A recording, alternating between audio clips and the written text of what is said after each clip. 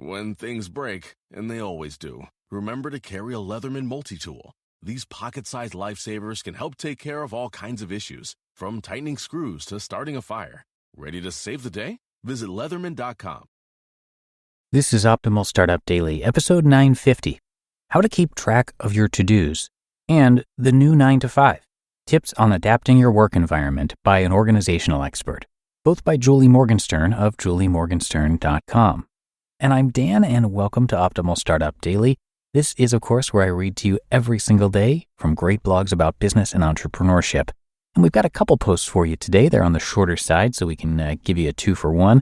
So let's get to it as we optimize your life. How to Keep Track of Your To-Dos by Julie Morgenstern of juliemorgenstern.com. Picture this.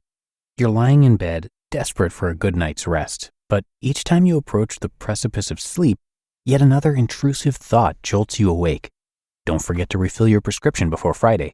Remember to email Kathy back first thing in the morning. Make sure to call the bank about that $12 maintenance fee. You toss and turn, trying to remember not to forget these to-dos, all the while losing out on the precious sleep needed to execute these tasks with efficiency. One of the worst things we can do to ourselves is have rogue to-dos that aren't documented or integrated into our to-do system. For a peaceful night's sleep, it's essential that we systematically record 100% of our to-dos in one consolidated place where we can easily find them when we need to. For most people, the natural inclination is to create a master to-do list. This is, of course, a vast improvement from to-dos scribbled on scattered Post-it notes, buried in an email somewhere, or worse yet, just floating around in your head. But the best practice is to incorporate your to-dos directly into your calendar, scheduled out on the days and times you're actually going to do them. Why? 1, because it creates an actionable plan. A to-do not connected to a when rarely gets done, and your calendar represents all the time you have to get things done. This includes appointments, meetings, and to-dos. A master to-do list can go on for 3+ pages and become so overwhelming we avoid looking at it altogether. I'll never be able to finish everything on this list, we think to ourselves, so why bother trying? When you transfer from a master to-do list into your calendar, you have to ask yourself, what is most important? How long is it going to take? When am I actually going to do it? You're proactively planning to tackle the project rather than allowing it to linger on a list. You're creating a due date for yourself. That's D-O, not D-U-E. Your calendar becomes a sort of silent assistant, providing a sense of motivation and accountability to get things done. 2, because it prevents things from falling through the cracks.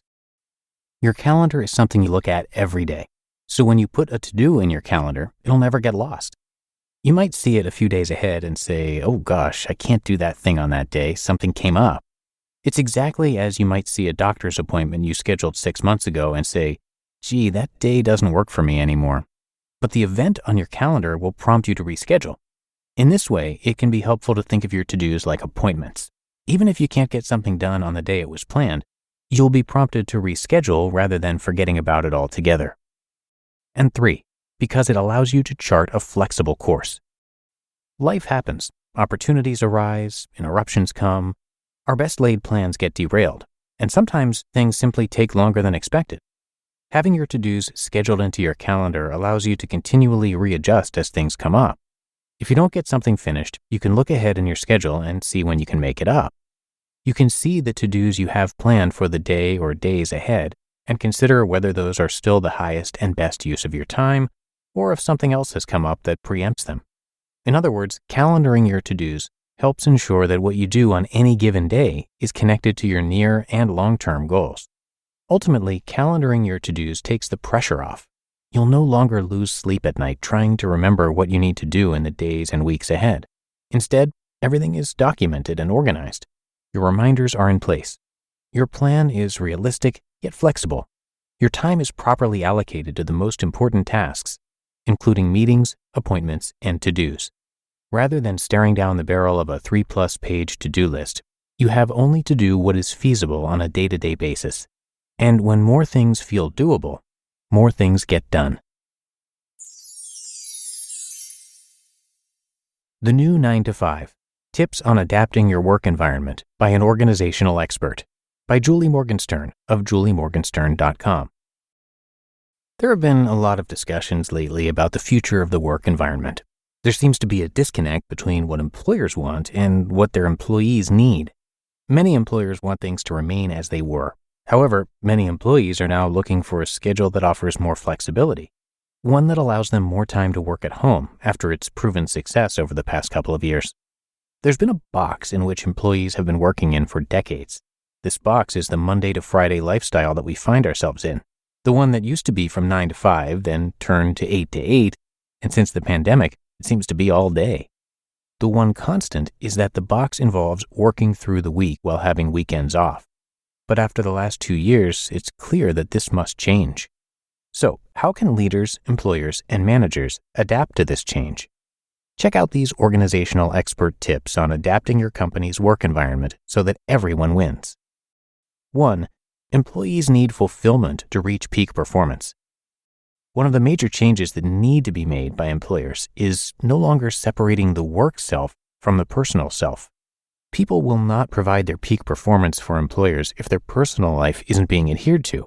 This is something that the overwhelming majority of organizational experts and workplace thought leaders agree on.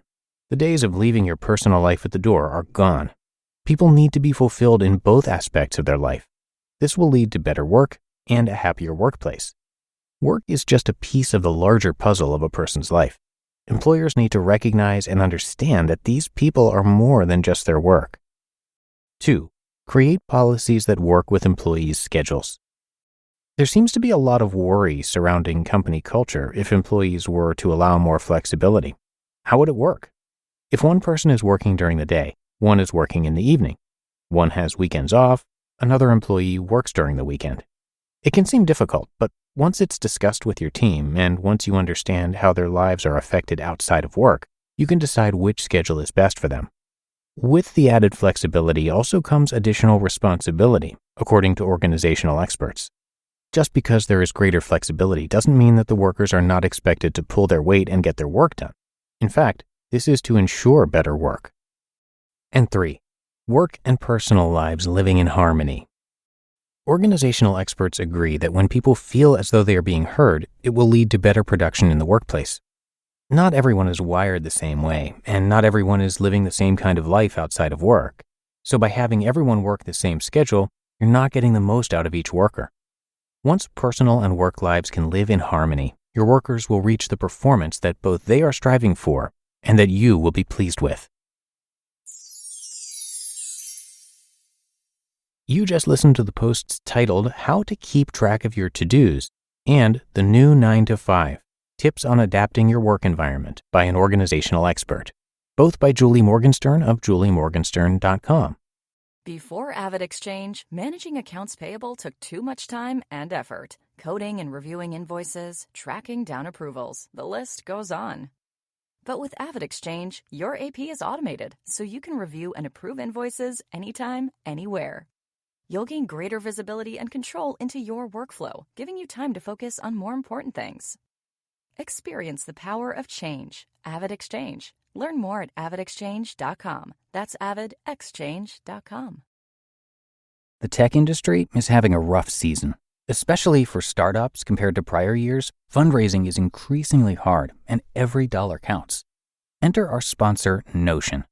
Notion helps startups, including us here at the Optimal Living Daily Network, save money by consolidating multiple tools you'd otherwise use for documentation, collaboration, and project management.